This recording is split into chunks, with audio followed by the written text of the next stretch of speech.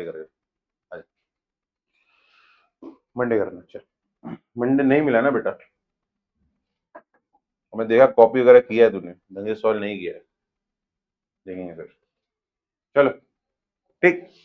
तो भाई हमने 3 सर्किट पढ़ा है, एक पढ़ा हमने रेजिस्टर, दूसरा पढ़ा हमने कैपेसिटर, और तीसरा हमने क्या पढ़ा, इंडक्टर। ये 3 सर्किट हमने स्टडी किए, ठीक है। अब तीनों में देखोगे, अगर आप वोल्टेज का इक्वेशन देखोगे तो तीनों में वोल्टेज का इक्वेशन क्या है, सेम है, ठीक है। तीनों केसेस में जो वोल्टेज का अपना इक्वेशन है वो एग्जैक्टली सेम है।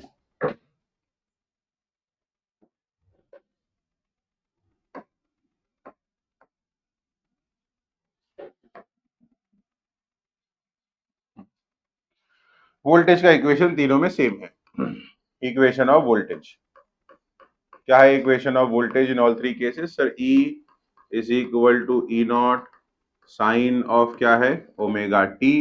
हर जगह पे आपको वोल्टेज का इक्वेशन सेम मिलने वाला है। हाँ, करंट का equation in all 3 cases will be different, ठीक है। तो करंट का इक्वेशन अपने को तीनों केस में क्या मिला था, तो पहले केस में करंट क्या मिला था स्टूडेंट्स अपने को, करंट फर्स्ट केस में करंट का इक्वेशन अपने को क्या मिला था सर, करंट अपने को फर्स्ट केस में मिला था I is equal to I not sine of क्या मिला था, ओमेगा टी। ये इक्वेशन अपने को मिला था। और यहां पर जो अपना पीक करंट है आई नॉट, उसका भी वैल्यू हमने निकाला था। उसका वैल्यू क्या मिला था अपने को, आई नॉट का वैल्यू अपने को क्या मिला था, आई नॉट अपने को मिला था ई नॉट डिवाइडेड बाय आर, ये मिला था। कैपेसिटर वाले केस में करंट का इक्वेशन क्या आया था sir, I is equal to I not sine of omega t plus क्या मिला था अपने को, पाई बाय 2। ये इक्वेशन अपने को कैपेसिटर में मिला था। और यहां पर ई नॉट आई नॉट का वैल्यू क्या है sir, it is E not into क्या रहेगा, ओमेगा सी। ये बराबर, ये अपने को वैल्यू अपने को मिली थी। फिर फोर्थ इंडक्टर में करंट का इक्वेशन क्या था, I is equal to I not sine of omega t minus क्या मिला था अपने को, pi by 2, where I not is equal to E not upon क्या है बच्चा लोग, ओमेगा एल। ये करंट का इक्वेशन अपने को तीनों केस में मिला था। फिर इस करंट की इक्वेशन से हम ये कह सकते हैं कि what is the phase difference between voltage and current, ठीक है भाई, क्या फेज डिफरेंस है इनके बीच में। हाँ, तो ये वाले केस में जो फेज डिफरेंस आएगा अपने को, वो फेज डिफरेंस ये वाले केस में कितना है, 0, कि both current and voltage are in same phase. ये हमने स्टडी किया था। यहां पर जो फेज डिफरेंस आता है अपना, वो फेज डिफरेंस कितना मिल रहा है अपने को, पाई बाय 2। और यहां हमने बोला कि current will lead the voltage by how much, pi by 2। और यहां पर अभी फेज डिफरेंस कितना है बच्चा अपना, पाई बाय 2। और यहां पर कौन लीड करेगा, वोल्टेज लीड करेगा करंट को, कितने से भाई, पाई बाय 2 से, पाई बाय 2 से, ओके।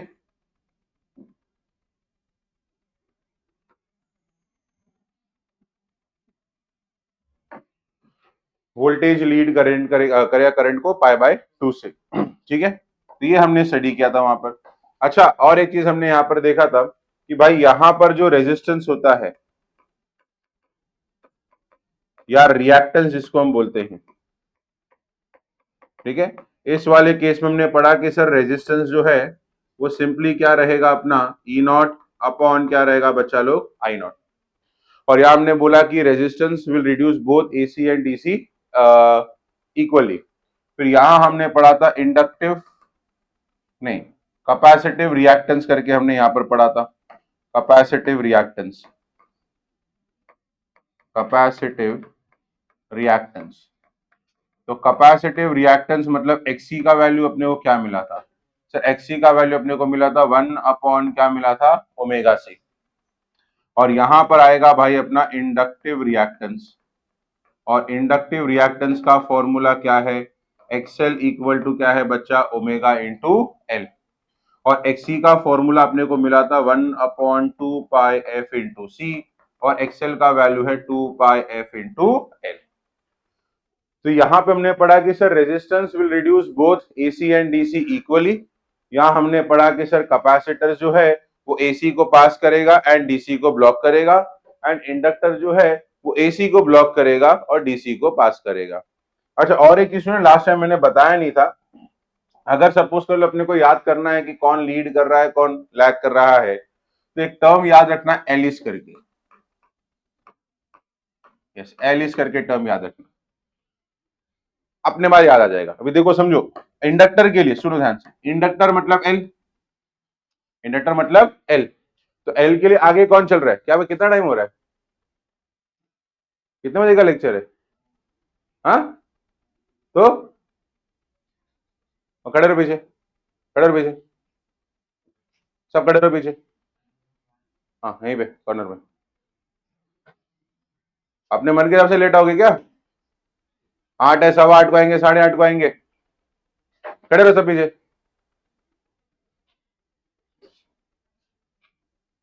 टी शर्ट कहाँ है भाई तेरी? कौन साइज है तुम्हारा?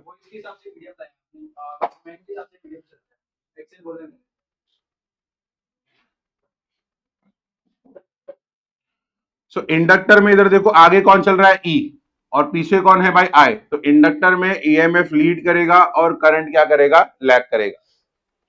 कैपेसिटर में देखो, कैपेसिटर सी के लिए, कैपेसिटर के लिए आगे कौन चल रहा है, करंट, और पीछे कौन चल रहा है भाई हमारा, ईएमएफ।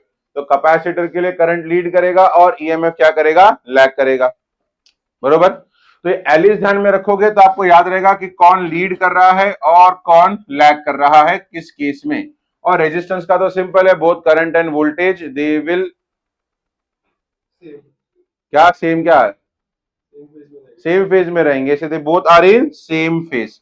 ये बात अपने को ध्यान में रखनी है। तो ये है इंडक्टर, कैपेसिटर और रेजिस्टेंस का कॉन्सेप्ट जो अभी तक हमने पढ़ा था, ठीक है, ये हमने स्टडी किया था। अब आज हम क्या करेंगे, जैसे मैंने बताया आज हम तीनों का कॉम्बिनेशन पढ़ने वाले। तो आज का अपना जो टॉपिक है उसका नाम है एलसीआर सीरीज सर्किट। उसका नाम है एलसीआर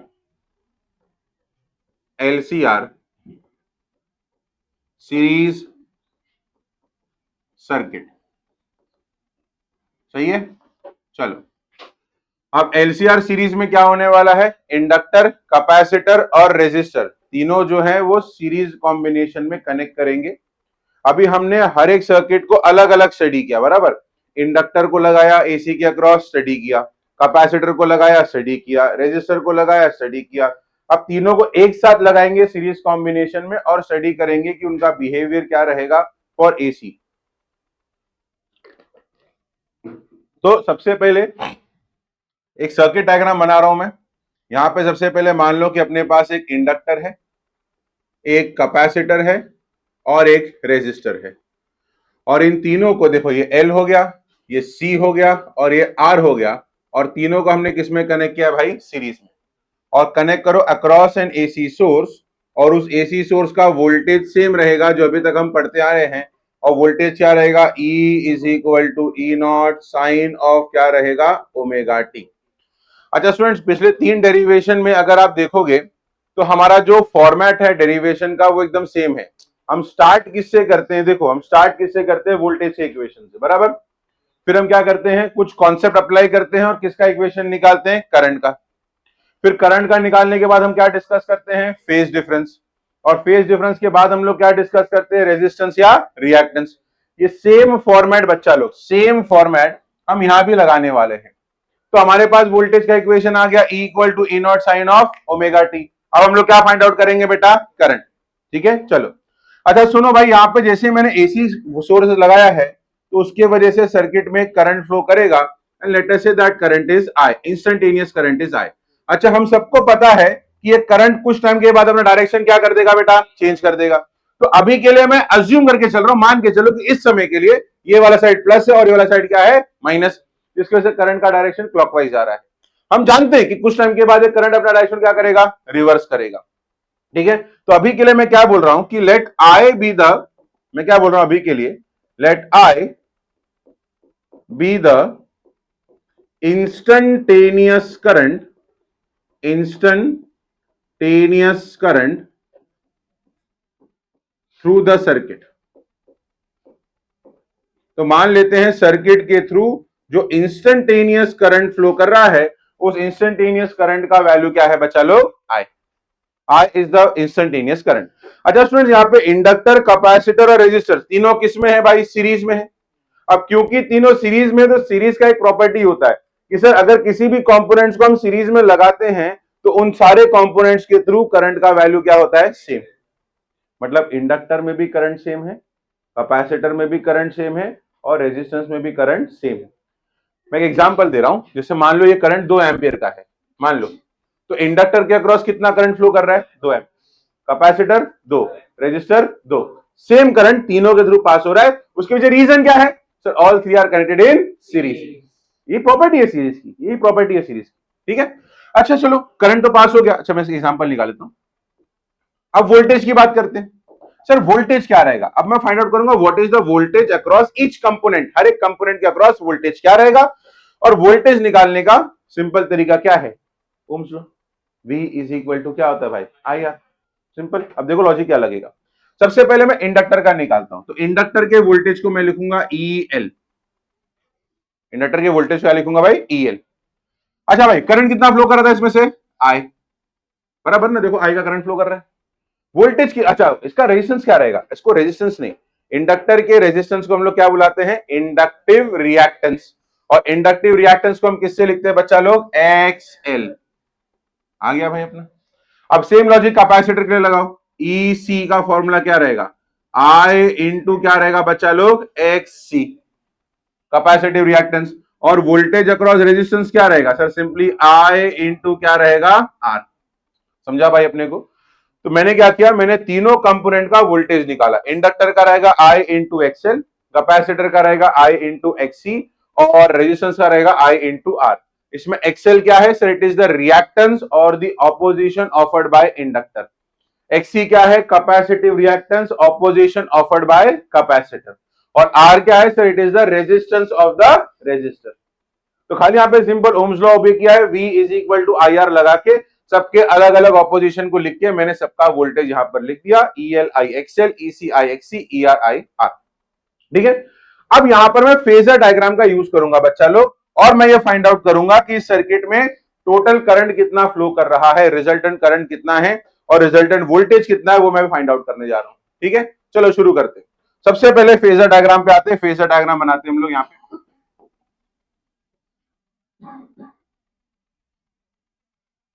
हाँ,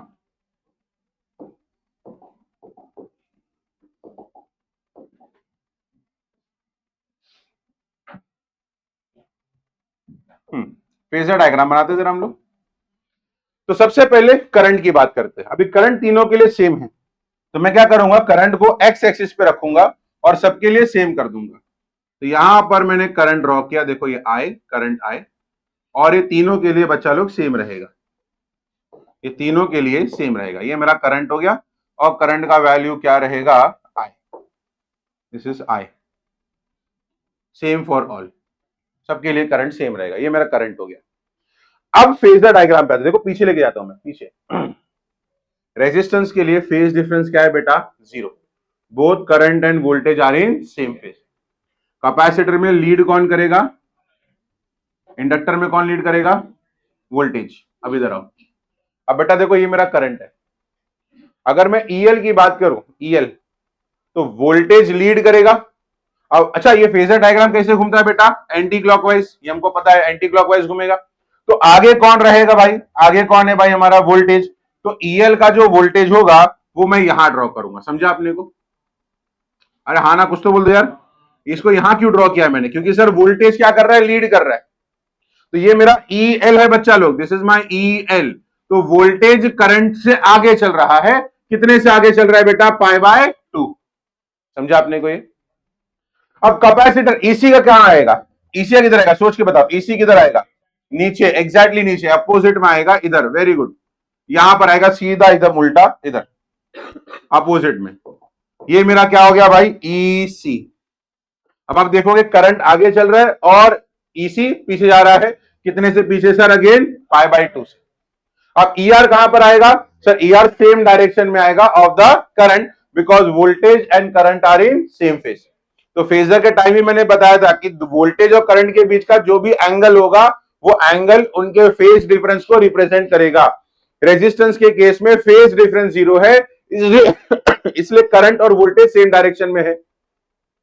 कैपेसिटर में करंट लीड कर रहा है, इसलिए EC नीचे है और करंट आगे है, और वही EL में उल्टा हो जाएगा, EL आगे रहेगा और I पीछे रहेगा, बिकॉज इंडक्टर में वोल्टेज लीड करेगा और करंट लैग करेगा।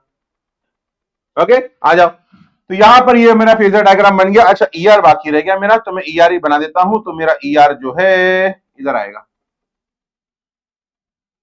सेमी डायरेक्शन हो गया, इधर आएगा।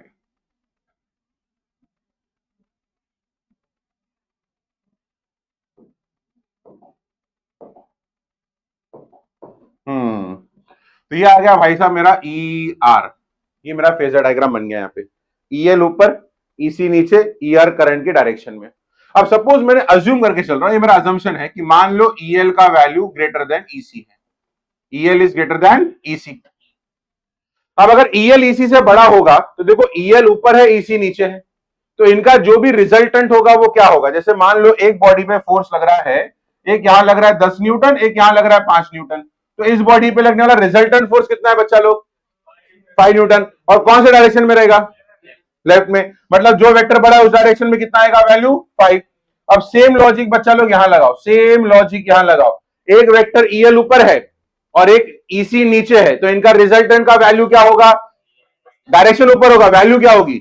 EL माइनस EC, और डायरेक्शन किधर रहेगा? EL पे। तो यहां पर मेरे पास जो रिजल्टेंट वेक्टर आ रहा है वो ऊपर की डायरेक्शन में रहेगा, और वो रहेगा EL माइनस क्या रहेगा बच्चा लोग? EC। That will be in upper direction. अच्छा, मान लो EC बड़ा होता तो क्या होता? तो नीचे आता, बराबर। अच्छा हाँ, EC माइनस EL होता। ये रिजल्टेंट मेरा इसी डायरेक्शन में है। अच्छा देखो ये मेरा, हाँ, और ये मेरा ER है, this is my ER, this is my ER।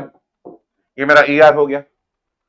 Okay, ये मेरा ER है वैसे का वैसे, और ये उनके बीच में एंगल कितना है बच्चा लोग? 90। ठीक है। अच्छा, करंट मैं भूला नहीं हूं, करंट अभी भी है, मेरे को याद है। तो करंट हमारे यहां पर है, इसी डायरेक्शन में करंट। ठीक है, ये हमारा करंट आ गया यहाँ पे, ये हमारा करंट आ गया, ये हमारा करंट है I। ठीक है, तो सेम डायरेक्शन। अच्छा, अब ये ER है और ये EL माइनस EC है, इनका रिजल्टेंट क्या होगा स्टूडेंट्स? अगेन एक फोर्स इधर लग रहा है F, एक फोर्स इधर लग रहा है F, तो इनका रिजल्टेंट कहां पर आएगा? डायगोनल ऑफ द पैरेललोग्राम आएगा। तो मैं यहाँ पे law of parallelogram of vector addition use कर रहा हूं। तो एक यहाँ पे EL माइनस EC है और एक ER है। अभी के लिए I को निकाल देता हूं, अभी I की जरूरत नहीं है, फिलहाल I की जरूरत नहीं है। तो मेरे पास EL माइनस EC और ER है, तो इनका जो भी रिजल्टेंट होगा बच्चा लोग वो क्या रहेगा? डायगोनल ऑफ द पैरेललोग्राम रहेगा। तो यहां पर इनका जो रिजल्टेंट आएगा, रिजल्टेंट वेक्टर होगा, वो इस पर्टिकुलर डायरेक्शन में रहेगा। ये होगा रिजल्टेंट, ये होगा डायरेक्शन ऑफ रिजल्टेंट, ये है, ये होगा आपका रिजल्टेंट वेक्टर। रिजल्टेंट वेक्टर कितना है बच्चा अपना? E। अरे समझा क्या हुआ? अपने पास 3 वोल्टेज है बेटा, वापस में रिपीट, अपने पास कितने वोल्टेज है? 3, EL EC और ER। अब इसमें EL और EC कैसे बेटा? अपोजिट डायरेक्शन में। अब मैं ये अज्यूम करके चल रहा हूं कि EL और EC में बड़ा कौन है? EL। तो इनका जो रिजल्टेंट होगा EL माइनस EC, वो कौन से डायरेक्शन में रहेगा भाई? EL के अपर डायरेक्शन में। फिर 2 वेक्टर बचे, एक बचा EL माइनस EC और दूसरा कौन बचा? ER। यहां मैं लगा दिया लॉ ऑफ पैरेललोग्राम, तो मुझे मिल गया रिजल्टेंट वोल्टेज। तो बेसिकली मैंने ये फाइंड आउट किया है कि सर्किट का रिजल्टेंट वोल्टेज E है और वो इस डायरेक्शन में है। अच्छा, करंट कहां था अपना बच्चा लोग? करंट कहां था? Current current current current along ER था, ये हमारा करंट था बच्चा लोग। अब इस डायग्राम को देख के आप क्या कह सकते हो? अगर ये मेरा करंट I है, ये मेरा फेजर डायग्राम है, तो और ये फेजर ऐसे घूम रहा है, रोटेट कर रहा है, चलो एक फेजर ऐसा रोटेट कर रहा है, वो भूलना नहीं अपने को। तो डायग्राम देख के आप लोग क्या कह सकते हो? What comment can you make? हाँ, वोल्टेज विल लीड करंट, कि भाई हमारा वोल्टेज जो है वो करंट को क्या कर रहा है बच्चा लोग? लीड कर रहा है। अरे देखो ना, वोल्टेज आगे चल रहा है और करंट पीछे चल रहा है, कुछ एंगल से आगे चल रहा है। मान लेते हैं वो एंगल कितना है बच्चा? 5। तो यहां मैं बोलूंगा voltage will lead current by how much 5। अब सुनो यार, ये प्रॉपर्टी किसकी है? वोल्टेज लीड्स करंट किसकी प्रॉपर्टी है? इंडक्टर की है, कैपेसिटर की है कि रेजिस्टेंस की है? इंडक्टर की है। तो ये सर्किट किसकी तरह बिहेव कर रहा है बेटा? इंडक्टर। क्यों मालूम? क्योंकि किसका वैल्यू बड़ा है बेटा? E L. तो जो बड़ा होगा वो सर्किट को डोमिनेट करेगा, वो बोलेगा सर्किट को कि भाई तुम मेरे हिसाब से चल। क्योंकि सर्किट में ईएल बड़ा है तो सर्किट में ईएल के वजह से वोल्टेज लीड कर रहा है किसको? करंट को।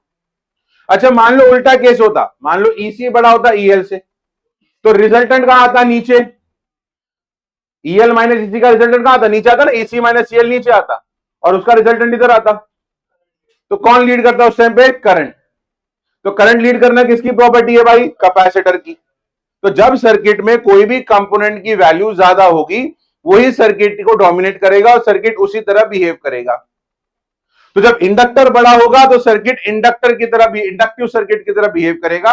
अगर कैपेसिटर की वैल्यू ज्यादा रहेगी या मैं कहूं ईसी का वैल्यू ज्यादा रहेगा तो सर्किट जो है वो कैपेसिटिव सर्किट की तरह बिहेव करेगा। तो यहां पर I can make this comment that the circuit is behaving like an inductive circuit. Circuit is behaving like an inductive circuit। Inductive circuit. ठीक है, चलो अब भाई ये जो मेरा रिजल्टेंट आया है ई का, इस डायरेक्शन में ई था मेरा, ठीक है, इस डायरेक्शन में मेरा आई है, या मैं कहूं ये मेरा ई आर है। यहां था मेरा ई एल माइनस ईसी और ये इनका पैरेललोग्राम यहां बन रहा था ऐसे।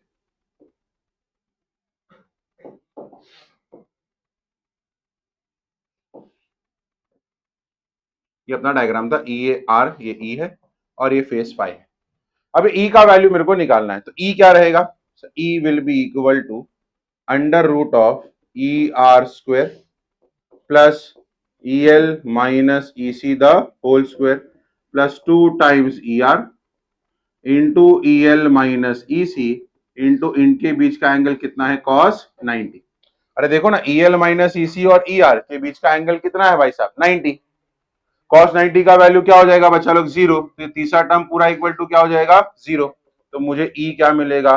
Under root of E R square plus क्या मिला? E L minus E C the whole square. ये मिला मेरे को, ये मिला मेरे को। अब यहां पर ई आर का वैल्यू पुट करो, तो ई आर क्या है सर? मैं निकाल के रखा, E R is I into R the whole square. ये होगा I into XL I into XC the whole square. तो ये मुझे आएगा under root of I square R square plus ये आई स्क्वायर बाहर आ जाएगा, मुझे आएगा XL minus XC the whole square. अब दोनों जगह से आई स्क्वायर को आप कॉमन ले सकते हो, पूरा आई स्क्वायर कॉमन ले सकते हो। पूरा आई स्क्वायर कॉमन ले लिया तो आपको अंदर मिलेगा R square plus XL minus XC the whole square आपको मिलेगा। अब square root of I square कितना होगा? सिंपली आई होगा, तो E will be I under root में R square plus XL minus XC the whole square. अब ये जो बड़ा सा रूट दिख रहा है अपने को, R square plus XL minus XC the whole square, मान लेते हैं इसको मैंने बुला दिया जेड। जेड सिंप्लिसिटी के लिए, बार बार कौन लिखेगा इतना बड़ा, तो मैंने बोल दिया कि मान लो इसका वैल्यू हो गया जेड। ठीक है, तो इक्वेशन क्या बनेगा अपना? इक्वेशन क्या बनेगा? ई विल बी इक्वल टू क्या मिलेगा? आई इंटू जेड। अब स्टूडेंट्स अगर मैं इसको कंपेयर करूं, on comparing this, on comparing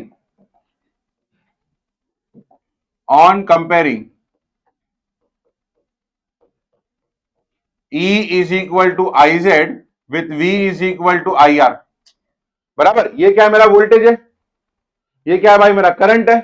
तो Z किसकी तरह काम कर रहा है बेटा? R की तरह। R क्या है अपना? रेजिस्टेंस। तो ये Z जो है वो रेजिस्टेंस की तरह काम कर रहा है और इसको हम लोग बुलाते हैं इम्पीडेंस। क्या बुलाएंगे बेटा? Z को हम लोग इम्पीडेंस। तो I जो है सॉरी Z जो है वो रेजिस्टेंस की तरह काम कर रहा है, it is acting like a resistance, और इसलिए Z को हमने नाम दिया इंपीडेंस। तो सर ये इंपीडेंस होता क्या है? तो impedance is basically the total opposition offered by the combination of L, C and R to alternating current. Students ये तीनों मिलके इंडक्टर, कैपेसिटर और रेजिस्टर तीनों मिलके जो वोल्टेज जो अपोजिशन प्रोवाइड कर रहे हैं, टोटल ऑपोजिशन प्रोवाइड कर रहे हैं, उसी ऑपोजिशन को हम लोग क्या बुला रहे हैं बेटा? इंपेडेंस। अबे देखो, जैसे पहले रेजिस्टेंस सिर्फ सर्किट में जब मैंने लगाया था तो उसने जो ऑपोजिशन दिया था उसको हमने सिर्फ रेजिस्टेंस बोला था। जो कैपेसिटर ने ऑपोजिशन दिया था उसको हमने क्या बोला था? Capacitive reactance. जो इंडक्टर ने दिया था उसको हमने क्या बुलाया था? Inductive reactance. अब तीनों ने मिल के जो ऑपोजिशन दिया है उसको हम लोग क्या बुला रहे हैं बेटा? इंपेडेंस। तीनों ने मिलके जो दिया है। तो यहां पर मेरे को इक्वेशन मिला है E is equal to I into क्या मिला है बच्चा लोग? Z। ठीक है, तो यहां पर जो Z है वो होगा E RMS अपॉन क्या रहेगा बच्चा? I RMS, which can also be written as E not upon क्या आ गया? I not. ये अपना आ गया। ओके, अच्छा और एक छोटी सी चीज यहां पर हमने देखा स्टूडेंट्स, यहां पर हमने देखा कि वोल्टेज जो है, इधर देखो, वोल्टेज जो है वो करंट को लीड कर रहा है। ये हमारा करंट यहां पर था, यहां पे हमारा करंट था। ये डायग्राम ऐसे घूमेगा, तो वोल्टेज करंट को लीड करेगा कितने से? फाई के साथ। तो जब फाई से लीड करेगा उस फाई का वैल्यू भी हम लोग फाइंड आउट करेंगे कि फाई का वैल्यू क्या है। तो डायग्राम में अगर आप देखोगे स्टूडेंट्स, इधर देखो, डायग्राम देखो, डायग्राम देखो, वापस से डायग्राम बनाता है। ये हमारा ई है, ठीक है, ये हमारा ई आर है, और ये जो रहेगा वो हमारा क्या रहेगा? EL minus EC। जिनको नहीं चमका, EL माइनस EC यहां पर था। ये पैरेललोग्राम है, पैरेललोग्राम के अपोजिट साइड्स क्या होते हैं बेटा? कॉन्ग्रुएंट। अरे समझा? अरे इधर वापस डायग्राम पे आओ, ये देखो यार, यहाँ पे ये अपोजिट साइड, ये वाला साइड क्या बन जाएगा मेरा? Same as EL minus EC, because this is a parallelogram and parallelogram के अपोजिट साइड सेम होते हैं। तो यहां पर ऑपोजिट साइड है मेरा EL माइनस EC, ये मेरा फेज हो गया फाई। अब मैं यूज करूंगा concept of tan phi. tan होता है अपोजिट अपॉन एडजेसेंट, तो फाई के अपोजिट है EL माइनस EC, एडजेसेंट है मेरा ER। तो IXL minus IXC upon IR, I common, XL minus XC upon IR, I और I कट हो गया, तो फेज का वैल्यू अपने को मिलेगा XL minus XC by R। तो इस फॉर्मूले से आप ये भी फाइंड आउट कर सकते हो कि वोल्टेज कितने फेज से लीड कर रहा है करंट को। तो यहां पर करंट का इक्वेशन भी आ गया, वोल्टेज भी आ गया, इंपेडेंस भी अपने को मिल गया। अच्छा, यहाँ पे करंट का इक्वेशन क्या होगा स्टूडेंट? देखो, वोल्टेज का इक्वेशन तो अपने को पता है, यहां पर वोल्टेज है E equal to E not sine of omega t. Current क्या होगा बेटा? यहाँ पे करंट क्या होगा? करंट क्या होगा? अबे करंट लीड कर रहा है, लैग कर रहा है? लैग कर रहा है ना, तो करंट का इक्वेशन क्या होगा? I equal to I not sine of omega t minus five. समझा? क्योंकि करंट क्या कर रहा है? लैग कर रहा है, पीछे जा रहा है। कितने से पीछे जा रहा है भाई? फाइव से। अगर इसी सर्किट में, बच्चा लोग सुनो मेरी बात सुनो, अगर इसी सर्किट में EC का वैल्यू बड़ा होता, हाँ, तो करंट क्या करता? लीड करता। तो इक्वेशन क्या बनता अपना? Plus five. तो हम लोग यहां पे लिखते हैं सेफ साइड के लिए, it is plus minus five. मतलब प्लस भी हो सकता है और माइनस भी हो सकता है, दैट डिपेंड्स कौन बड़ा है, एक्सएल बड़ा है या XC। ये हमारा इक्वेशन भी आ गया। समझा आपने कोई? ठीक है, चलो डायग्राम बनाओ मैम। ये तो हो गया ना।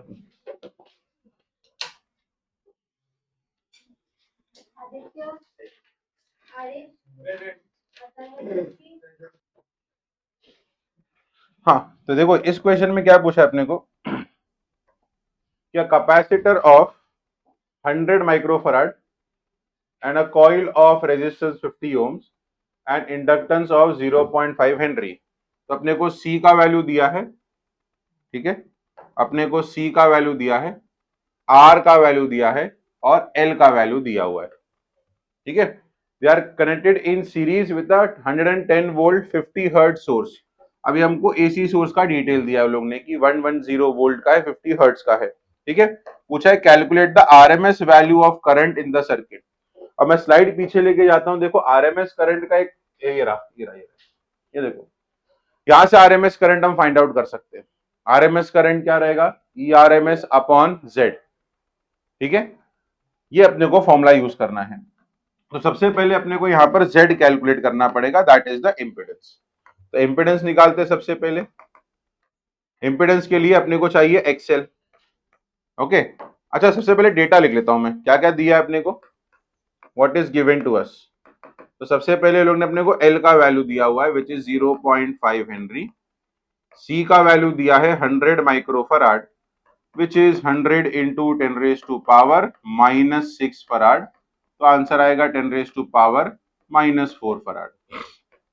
10⁻⁻⁻⁻⁻⁻⁻⁻⁻⁻⁻⁻⁻⁻⁻⁻⁻⁻⁻⁻⁻⁻⁻⁻⁻⁻⁻⁻⁻⁻⁻⁻⁻⁻⁻⁻⁻⁻⁻⁻⁻⁻⁻⁻⁻⁻⁻⁻⁻⁻⁻⁻⁻⁻⁻⁻⁻⁻⁻⁻⁻⁻⁻⁻⁻⁻⁻⁻⁻⁻⁻⁻⁻⁻⁻⁻⁻⁻⁻⁻⁻⁻⁻⁻⁻⁻⁻⁻⁻⁻⁻⁻⁻⁻⁻⁻⁻⁻⁻⁻⁻⁻⁻⁻⁻⁻⁻⁻⁻⁻⁻⁻रेजिस्टेंस स्टूडेंट्स अपने को दिया है 50 ओम्स। अच्छा ये 110 वोल्ट दिया है अपने को, ये आरएमएस वोल्टेज है। मैंने पहले ही कहा था कि अगर कुछ नहीं बोला जाए तो हमको क्या लेने का है भाई, आरएमएस। तो आरएमएस वोल्टेज अपने को दिया है 110 वोल्ट और इसका फ्रीक्वेंसी भी अपने को दिया हुआ है विच इज 50 हर्ट्ज।